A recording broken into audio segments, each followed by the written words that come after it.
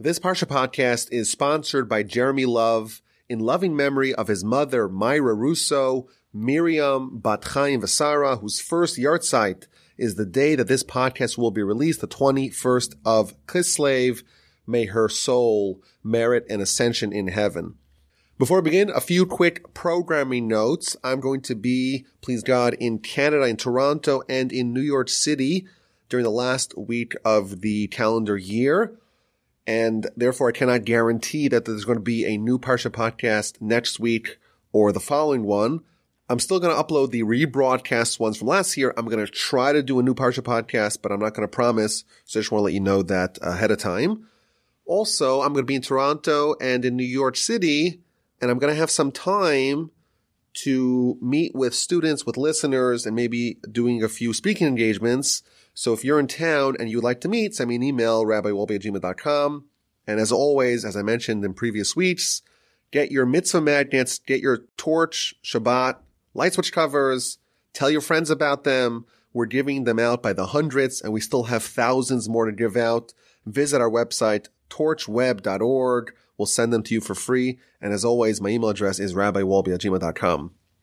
I noticed something unusual when reading this week's Parsha, Parshas Vayeishev. Of course, the Parsha tells us the saga of Joseph, the son of Jacob, and how he begins the Parsha as a 17-year-old who is reviled by his brothers. Eventually, he ends up being a slave, and things go from bad to worse. By the end of the Parsha, he is languishing in prison in Egypt with very few prospects from getting out of his predicament. But I noticed that every event in the whole Parsha is being triggered in some way by clothing and also expressed by clothing. And I want to speculate that the theme of the garments in the Parsha are maybe telling us a story, telling us a progression. So the Parsha begins, Jacob has a son Joseph, he's 17 years old, the brothers don't like him so much, and Jacob loves his son Joseph so much that he gives him a special tunic, a special multicolored striped garment, and that incites the enmity of his brothers. Eventually they plan to kill him. They strip off his special garment and they throw him into a pit. That same garment is used as a ruse to dupe Jacob. They take the garment, they dip it in blood, and they tell Jacob, we found this garment. We don't know, is it Joseph's? What do you think? And Jacob thinks that Joseph was ravaged by a wild animal, and he goes into mourning. Reuben, the oldest son, he rips his clothing when he finds that the pit in which Joseph was placed is empty. Jacob rips his clothing. He changes his clothing. He dons sackcloth in mourning. And in the middle of the Parsha, there is this break. There's this intermission in the story of Joseph and the saga of Joseph. And we talk about Judah and his daughter-in-law, Tamar. And again, clothing are featured in that story. Tamar is married to Judah's two sons. The first one dies. The second one dies. She is very desirous of having a child with Judah, and she swaps the garments of the widow. She dresses in different garments. She dresses like a prostitute, and she seduces Judah and eventually bears twins to him. And then we go back to the story of Joseph. He's working for Potiphar, one of Pharaoh's right-hand men, and Potiphar's wife wants to seduce Joseph, and on one fateful day, she rips off his clothing, and then he bolts, he runs out, she's left with his clothing, and she turns it all on its head. She accuses Joseph of seducing her, and Joseph ends up in prison. And next week's Parsha, when the saga of Joseph takes another turn, Joseph, after languishing in prison for 12 years, in a dramatic turn of events, he's installed as the viceroy of Egypt, and that too is symbolized with clothing. He is given the clothing of royalty. So we see in the whole story of Joseph that there's this thread that's weaving a tapestry, if you will, pardon the puns, of garments featuring in this story, and I want to suggest that it's revealing to us perhaps a valuable insight into us achieving our destiny. So let's begin at the beginning. Joseph is the most beloved son of Jacob, and Jacob gives him a multi-striped tunic. And one of the questions we have to ask is, what was Jacob thinking? why would he give this special garment, this special tunic to Joseph when he knows there's a little bit of tension between Joseph and his brothers? So the Talmud of the book of Shabbos, page 10b, tells us that indeed Jacob made a blunder. He erred because he incited envy by giving Joseph something that he did not give the rest of his sons. And the Talmud advises us that parents ought not show favoritism to one son over another one, because then there's going to be enmity and tension between the children. But what indeed was Jacob's calculus? Why did he have this favoritism? Why did he indeed give this special garment, this special tunic, to his son Joseph? So Rashi tells us two very interesting explanations. Rashi tells us that Jacob loved Joseph, and that was expressed by him conveying, by him transferring all the Torah that Jacob had absorbed in his youth. He transmitted that all to Joseph, number one. Number two, Rashi tells us that the visage, the countenance, the face of Jacob was very similar to the face of Joseph. What Rashi is telling us is that Jacob viewed Joseph as his successor, and therefore he wanted to direct his Torah to Joseph. And there was a certain overlap between the two. They looked alike. And this is, of course, hinting that not just that in their appearance they were similar, but they were spiritually similar too. And in fact, their storylines are similar as well. Jacob has a brother that tries to kill him. Joseph has brothers that try to kill him. Both of them end up being separated from their fathers for 22 years. And indeed, both of them end up fathering the tribes of Israel. Jacob, of course, has his 12 sons that comprise the 12 tribes of Israel. And Joseph has two of his sons, Ephraim and Manasseh. They get grandfathered in to becoming tribes as well. And in fact, we say that Joseph is not considered one of the patriarchs, but he's almost like a bridge connecting Jacob and the rest of Joseph's brothers. He's the designated one of his brothers. He's going to span the length of Jacob to the rest of his tribes. But on a deeper level, it's not just that there is a similarity between Jacob and Joseph, and that's why he shows favoritism. The Midrash tells us that there are 7 people who were born circumcised. The first of them was Adam. He wasn't born, but he was created circumcised. And then Adam's son Shase, and then Noah, and then Jacob, and then Joseph, Moses, and finally Job. And Adam, of course, he was circumcised, and this is implying that he was spiritually perfect. He didn't have anything bad with him.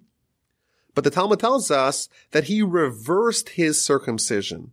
Even though he was born with clarity, he was born without any evil being connected to him, he brought the obfuscation back into the world. This is telling us that these 7 people are special because, at least initially in their lives, they were ascendant above evil. Most people were a mixed bag. Child's born, they're perfect, almost perfect. There's a little bit of bad that needs to be cleared away before they can be perfect.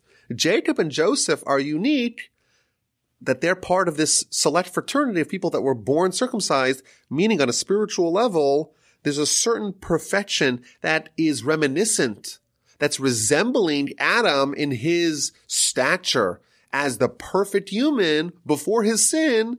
There's some overlap between Jacob and Joseph on that level. And Jacob recognizes this, and therefore he gives him this striped tunic. Jacob reasoned, explained the sages, that Joseph, he's destined to become the leader. He's destined to become the king. He's going to be the priest. He's going to be the firstborn, and this garment is fitting for him. And the commentaries add, Reuben, of course, he was supposed to be the king. He was supposed to be the firstborn. He was supposed to be the priest. But when he jumbled his father's bed arrangements, which we read about in last week's Parsha, he lost it all. And in the end, Levi became the priest. Joseph and Judah became kings. In fact, as an aside, there is a very deep concept in Jewish philosophy called the Messiah, the son of Judah, the Messiah, the son of David, versus the Messiah, the son of Joseph. That's implying that, of course, Messiah, the King Messiah, there's going to be one of them that descends from the royalty, the monarchy line of Joseph, and there's going to be one of them that descends from the monarchy line of Judah via King David. And indeed, Joseph did end up becoming the quote-unquote firstborn because he was given a double portion. He was the only tribe that was given a second tribe, 2 tribes, not just one. He became the firstborn. So what we're seeing over here is that there's a certain primacy, there's a certain status that Joseph has, and Jacob recognizes he's going to be the leader, he's the priest, or at least initially he was supposed to be the priest, he's going to be the firstborn, he's going to be the king, and it seemed at this juncture that Joseph's going to supplant Reuben, he's going to be the total leader. And Jacob gives him this special tunic, the special garment. And the commentaries note that in the book of Exodus, we're going to read about the vestments, the special garments of the high priest, and one of them is called the chsonis, the tunic. And this is called the tunic, the chsonis pasim. This special multi-striped garment shares the same name as one of the garments of the high priest. This is the garment that symbolizes the priesthood, the leadership of the Jewish people. And the Kabbalists take this a step further. Not only did Jacob view Joseph as being the leader of his brothers, he's going to be the one, and therefore he gave him this special garment. The commentaries note, the Kabbalists note something very, very deep. Maybe I shouldn't even be saying this. They note that this is the second time in the Torah that someone made someone else clothing.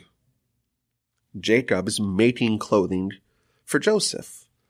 In the end of chapter 3 of Genesis, after Adam and Eve sinned, God made special leather garments, kosnos or leather garments, for Adam and Eve, and he clothed them. And the Kabbalists explain that initially, Adam and Eve, before they sinned, before they caused the obfuscation to return, before they sinned, they had garments of light. Their soul was such a powerful beacon within them that it completely surrounded them with light. There was just total holiness as far as the eye could see. And then once they sinned, they brought corruption to the world, and therefore they needed now physical garments to enshroud their physical bodies. So the Kabbalists explain that when Jacob, when he sees Joseph and he recognizes he's born circumcised, he's almost like Adam pre-sin. He's making this garment for Joseph because Jacob is anticipating that Joseph is going to be the person who's going to restore the world back to its pre-sin of Adam variety. He is going to be the one to restore the garments of light to the world. And therefore he gives him this special garment, this special multi-striped garment that is evocative of the garments that Adam and Eve had before they were banished from the Garden of Eden, before they sinned. This is Jacob's thought process. Joseph is destined for untold greatness. And this garment, this tunic, is the fitting symbol of that greatness. But Jacob made a mistake. He erred. He tried to coronate Joseph prematurely. And what happened? It backfired. Instead of enshrining Joseph as the leader via this tunic, the brothers hated him as a result. This clothing became the object of the brothers' enmity towards Joseph, and it's going to trigger this fraternal betrayal. They're going to plot to kill him. And Joseph comes to visit his brothers, and they quickly disrobe him. They take away, they divest him of this tunic, and they throw him into a pit. And eventually they sell him to Ishmaelites, and to Midianites, and to the merchants, the Soharim, and to the Egyptians, to Potiphar. He gets sold from person to person. Rashi points out that the Hebrew word for this garment is chsonis pasim. The word pasim, each one of those 4 letters refers to one of Joseph's overlords. Pasim, Potiphar, Socharim, Yishmael, Midyanim, the 4 different people that bought Joseph as a slave, that was captured in this Kusonis Pasim, in this tunic that Joseph had, because Jacob did it in the improper way, because Jacob gave it to Joseph, and that triggered the brothers' hatred towards him. Eventually, Joseph was sold to the Ishmaelites, to the Midianites, to the merchants, and eventually to Potiphar in Egypt. The brothers take this garment and they slaughter an animal. They dip the garment in that blood and they show it to Jacob. Is this, do you recognize it? Is this the tunic of your son? As an aside, this is almost fitting for Jacob, the commentaries tell us. Isaac loved Esav, and Isaac is duped when Jacob dresses up in Esav's clothing. And here we have the same thing happen to Jacob. Jacob loves Joseph, and Jacob is duped with Joseph's clothing. And he's terribly despondent. He's inconsolable. He says a wild animal has ravaged him. He's lost. Rashi tells us something very fascinating.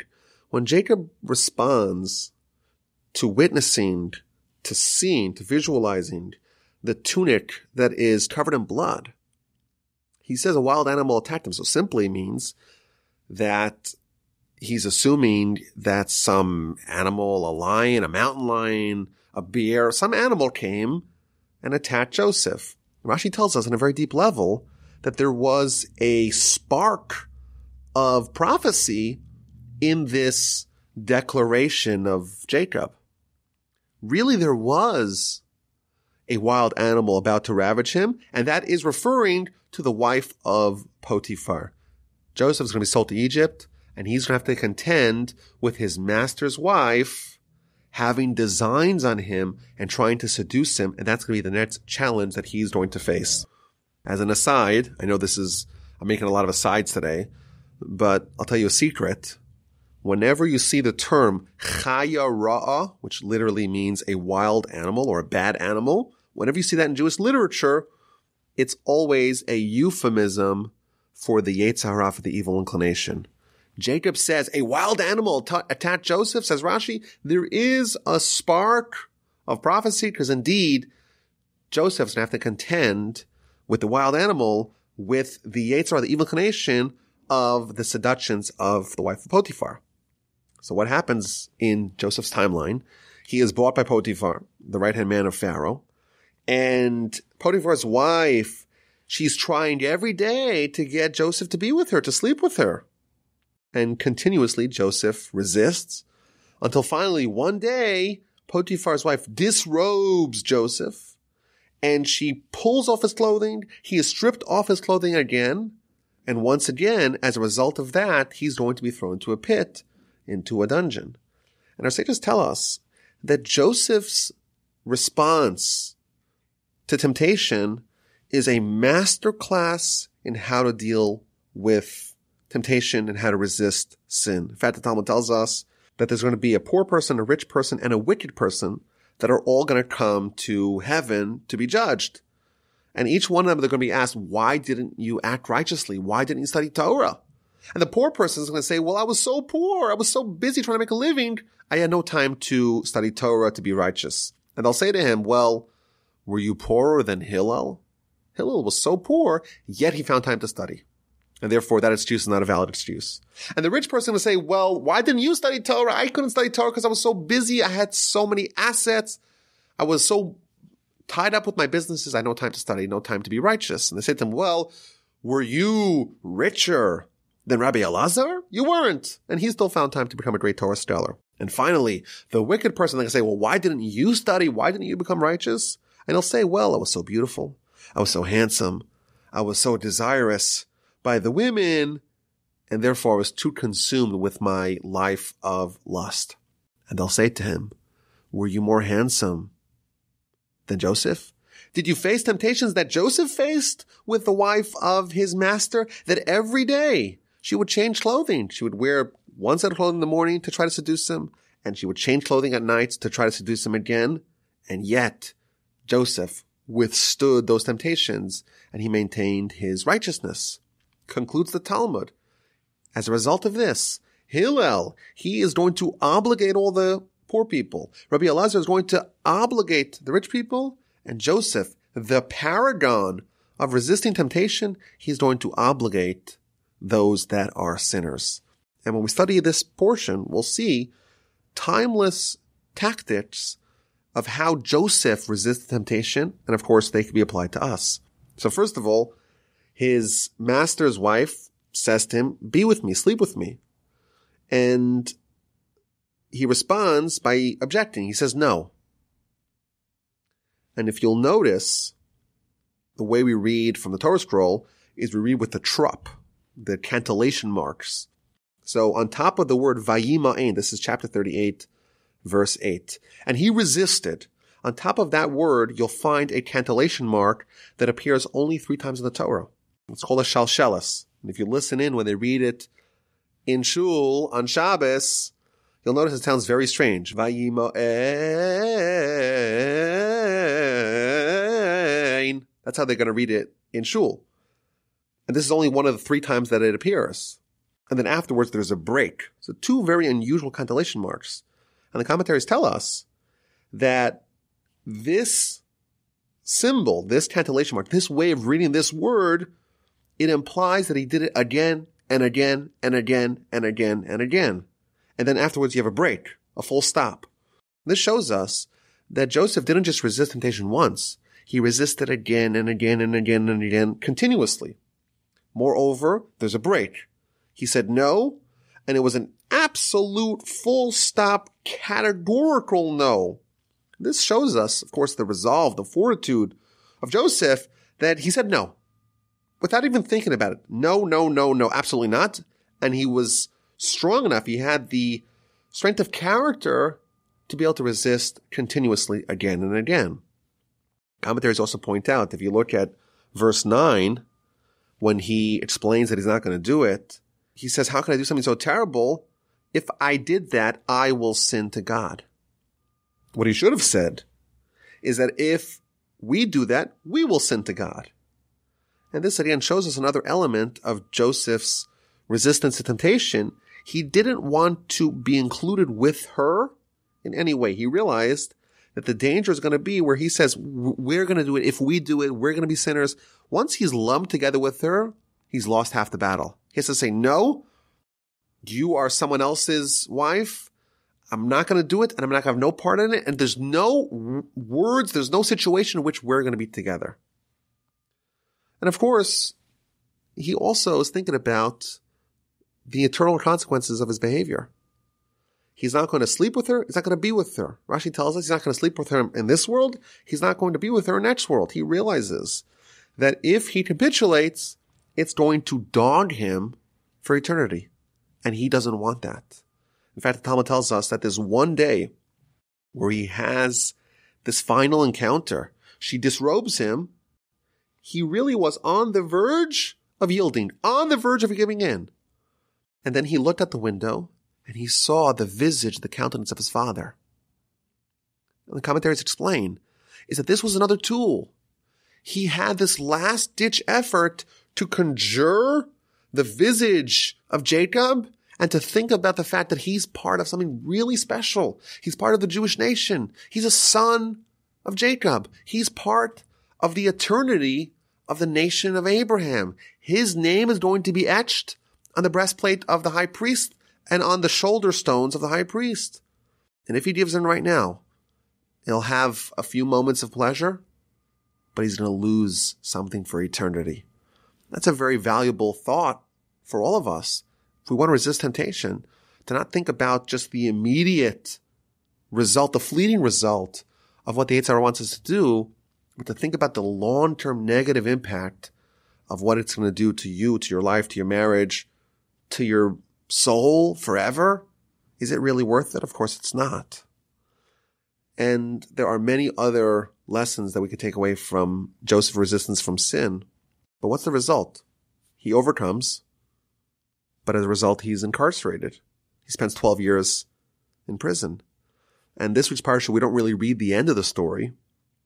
Right away at the beginning of next week's Parsha, we find out that as a result of him being in prison, he actually ascends meteorically to become the right-hand man of Pharaoh, to become the second in command, to become the viceroy of Egypt. And what happens then? Then we read about the clothing that he gets. Indeed, Pharaoh takes off his ring and gives it to Joseph. He takes the special garments of royalty of the king.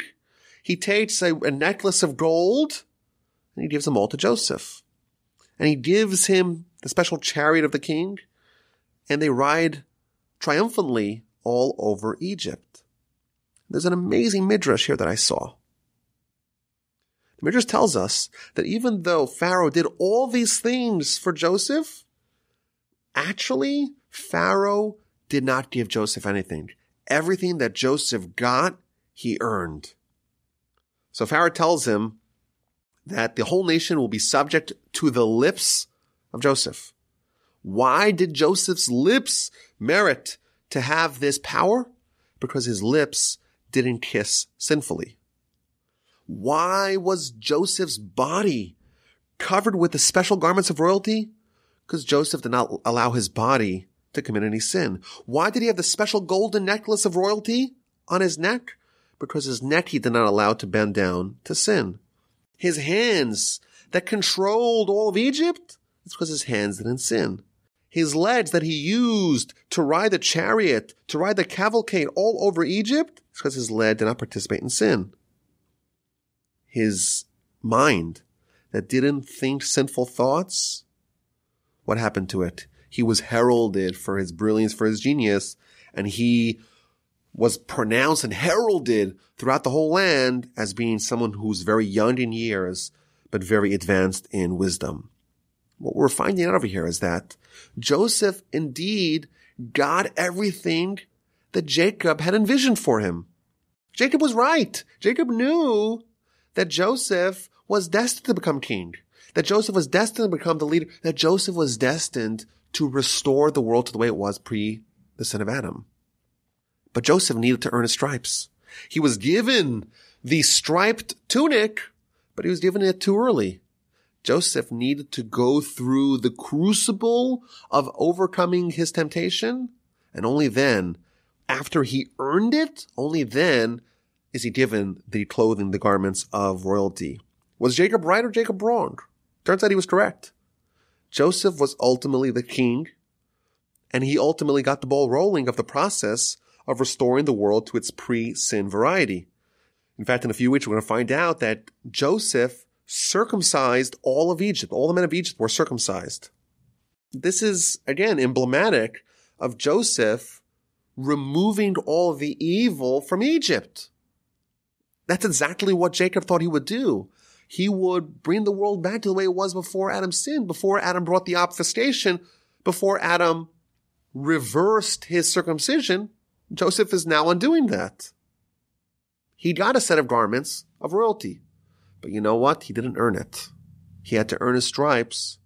He had to go through that crucible, that rocky road, to overcome his desires, to defeat his Yetzer Hara.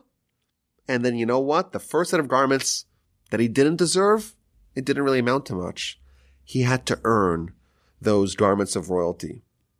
I think the lesson for us is that really all of us are destined for greatness. Maybe not the greatness of Joseph. I would say probably not, on average. But every one of us, there's a mission that we have. There is something that the Almighty knows that we could do, and we're given the tools to achieve that. Joseph was born with a certain set of gifts from God, but they were all tailored to become the person that he became. But we have to recognize, like Joseph, it's not enough to have the tools to do it. It's not enough to be primed to become a Joseph. You have to earn it. And of course, when you do get your accolades prematurely, it doesn't end well. How do you earn it? How do we become the people that the Almighty put us on this world to become? By overcoming challenges, by resisting temptation. What you earn, what you preserve in the midst of the battle of your life with the Yetzer Hara, what you sweat for, what you have to sacrifice to get, that is indeed what lasts. Our life, our connection to Torah. The reason why we have Torah is to defeat and overcome the Yetzer Hara that we have. And when we do that, we're unearthing the thing that the Almighty, or the role, the achievement that the Almighty placed us on this earth to achieve. Joseph was given his striped tunic. He didn't earn it yet. That was the mistake. And we see throughout the Parsha, throughout this Parsha and the next, step by step, what Joseph is doing and how the Almighty is directing him to eventually earn his stripes and become that great leader that he already had the power to become potentially. That was existing in the realm of potential. He unearthed that and he became that. It's a very valuable and fascinating lesson for us that we have greatness within us. And all of us know that. But having the greatness within you and bringing it to the forefront, surfacing it from within you, that is done via overcoming the Yetzer Hara, via overcoming the evil inclination. And here we see some lessons of how to do that. A very powerful and fascinating idea. I want to conclude with a question that came up in my studies of the Parsha. So I didn't talk about Judah and Tamar. I mentioned at the top that Tamar's deception also involved clothing. I think an interesting question to think about is, what exactly was Tamar thinking? Did she really believe that this would work out? Some interesting questions to ponder, to ruminate upon. And also, Tamar marries he dies. She marries Onan, he dies. Well, there's a third son. That's Shelah. But Shelah was too young. So Judah tells her, go to your father's home, wait for Shelah to grow up, wait for him to mature, and then I'll let you marry him. That's what's implied. And Rashi tells us that Judah says, well, this woman's dangerous. She killed my first son. She killed my second son. There's no way I'm giving her my third son. She's not going to marry Shelah. And eventually she takes matters into her own hands. She disguises herself and she seduces her father-in-law, Judah. The question that I want to ponder, I don't have an answer to it. You're welcome to send it to me at rabbiwolbeitima.com. Why does Tamar seduce Judah and not Shelah? After all, her plan was initially, and that was what Judah had proposed, wait for Shelah to grow up and then you'll marry him. And yet she goes straight to Judah and not try to seduce Shelah. This was a bold move to try to dress up as a prostitute to seduce her father-in-law. That's one idea. But once she's doing that, why not do it to Shelah, in her eyes, her intended husband, after his two brothers, after her two former husbands had passed? He's the next in line. Interesting question to think about. But once again, it's an absolute joy to study the Parsha with you this week and every week. Next week, I don't know if I'm in town. So again, maybe I'll produce one. Maybe yes, maybe no.